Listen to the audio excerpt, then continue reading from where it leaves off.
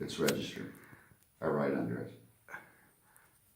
Good morning, everyone. This is Saturday the 29th, 2018.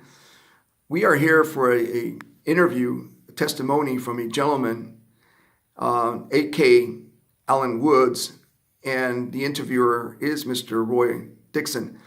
So we're going to take his testimony and we're going to begin a very interesting phenomenon. Sir, can you please introduce yourself? Yes, this is AKA Alan Woods. And you're Roy? Roy Dixon. Okay. Give us some background on yourself, Mr. Alan Woods. Well, in 1968, I joined the Navy, and I was in boot camp. In fact, I was in the Navy from 1968 through 1972 active duty, 74 if you want to count my reserve time. And I was in naval communications. I was a radioman. Continue with the story, sir. Okay, well, the major event while I was in the Navy that seems somewhat out of the ordinary, out of the box if you want to put it that way, would have been 1968 while I was in boot camp. Okay, they brought a young man who was approximately my age, 18 as well, and into our company. And they told all of us under a direct order, do not talk or converse with this young man under any circumstance. Well, it was a Sunday, and Sunday we had base liberty. And here this young man was sitting on a bench by where we washed our clothes, and I observed the fact that he had these loose leaf binders out, and he was writing surreptitiously with both hands with pencils on both sides of the tablet. At the same time. At the same time, yes. At the same time. Same language? Negative. One hand was writing in Aramaic, the other hand was writing in English. Wow. But the diagrams were identical. Mm. Okay, well, being 18 and being somewhat naive and coming from my family of origin, I decided that I was going to go over and say hello.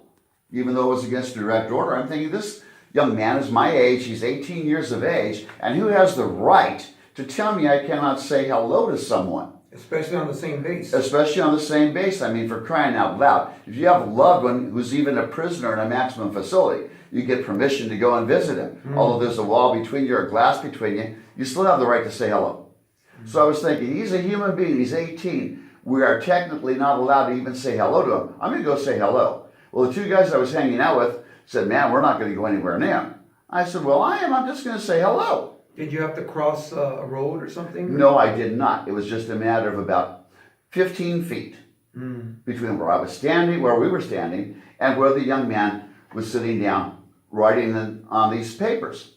So I walked over and said hello. He looked up to me and said, well, don't you know you're not supposed to be talking to me? I said, well, you're a human being. You're a young man just like I am. You're what, 18? He goes, yes. I said, well, just thought I'd drop by and say hello. How was he dressed? Was he in a uniform? Yes, we were all in the same uniform. Oh, interesting. Oh, yes. He was in a naval uniform. And he said, would you like to see what I'm doing? I said, yes. That's when he told me, I am not from this planet, and people from this planet are going to be going into space pretty soon. And they need to know what is out there before they venture out. Did you hear his language, his words, or did he talk to you telepathically? He did not speak to me telepathically. Okay. He spoke to me in English, and the two other fellows I was with, they could hear him as well. Well, I did see what he was writing. I did see what he was writing in the book. And he was, like I said, at the same time writing with both hands. One language to the left, English to the right, charts identical. What kind of charts were they? Space. Space charts? Yes, space charts. How far from point A to point B. Was it our solar system or was it? It was our solar system and further out. Wow. Well, that was all I had time for from him because here came the cars, lights and sirens. And my company commander jumped out of one of the cars and put me through some punitive damages, extra physical exercise.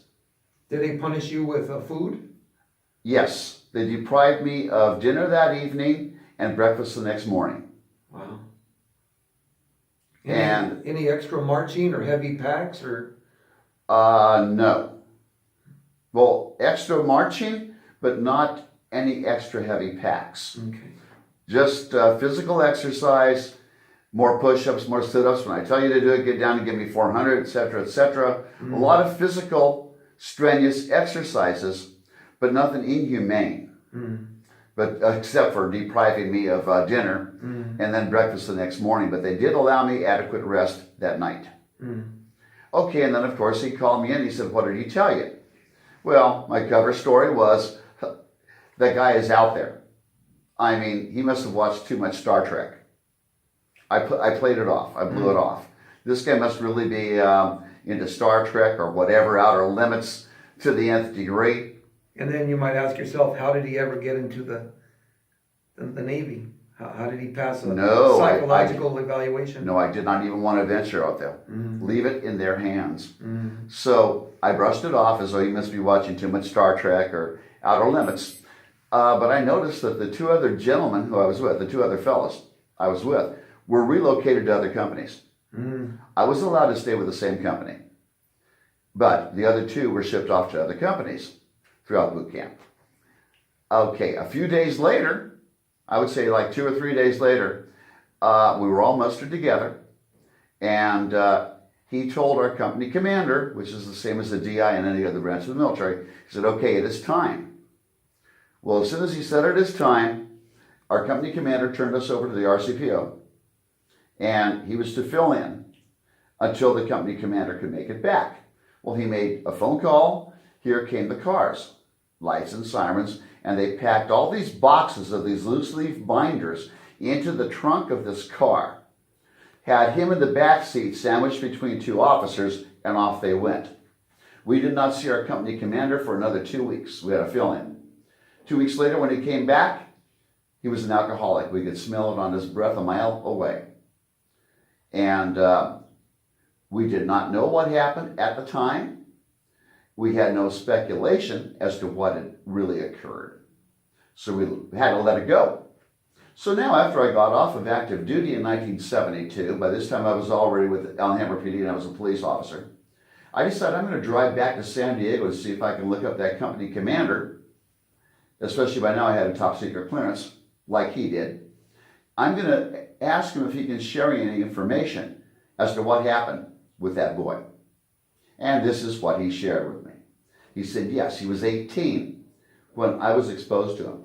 But he was 12 years old when he was picked up and started writing all those journals. Where was he picked up from? Texas. And how did he come to be in Texas? Walking along a highway. State trooper pulls over, took him into the station, and they kept relocating him from one location to another while he was writing all this information down on these loose leaf tablets. Now, so what I asked him, well, what happened when you guys came and picked him up on the base? He said, we took him to a room, heavily guarded.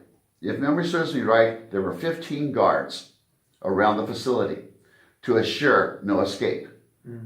But he said, with God as my witness, he said, you guys need to close your eyes because there's going to be a light. And all of a sudden, he was gone, but the clothing that he had on was on the floor, along with his watch, his wallet, and everything else. His shoes? Yes, shoes and socks. Everything that had been on his physical body was there on the floor, but he was gone. No substance on the floor? No substance at all. It's just that he wasn't there. The shoes and everything else on his person were there on the floor, but he was gone. So I asked him, I said, well, what is your take? Is he an alien like he said he was? And he shared with me, he said, okay, he claimed to be an alien from the solar system known as Antares, the red star, that he was a descendant of a Phoenician colonization out there, that the Phoenicians had colonized 4 planets in that solar system, and that he was a descendant thereof, but that he didn't want to see casualties when we went out into space. And that's why it was important for him to come and give us this information. That was what the young man had stated. He said either that or he pulled the biggest hoax in history. How many witnesses in the room saw him vanish? 15. Total? Or I would say, yeah, 16, maybe 17. Witnessed the vanishing of the young man. wow. So I asked him, I said, well, what is your take on it then? Do you think he was telling the truth? Or do you think this was the greatest hoax of all time? He said, well, I lean towards him telling the truth. Wow. And what year was this when he 1968 when I witnessed it. 1972 when I went back to the base to talk. No, 1973 when I went back to the base to talk with the company commander, who just happened to be stationed So there. it's like 5 years later. Yes, wonderful man though. Even though he put me through all that physical drill, it only toughened me. Mm-hmm. He said, well, I was brutal to you. I was inhumane. I said, no, you were tough. You got the message across very firmly. I don't fault you for that. So what is your personal opinion on that? My personal opinion, based on all the discoveries we've had since then, I personally believe the young man was telling the truth. And he seemed to be a benevolent alien. Oh, absolutely. He kind Yes. of had our He had our- prosperity in mind. Yes, he had our best interest at heart. Because he told the officers, I'm visiting my planet of origin, because my ancestry came from here, from Phoenicia. So he had our best interest at heart, and there was nothing, I sensed no hostility, no violence in the young man at all. And he appeared Caucasian. No deception on his part. No, I detected no deception.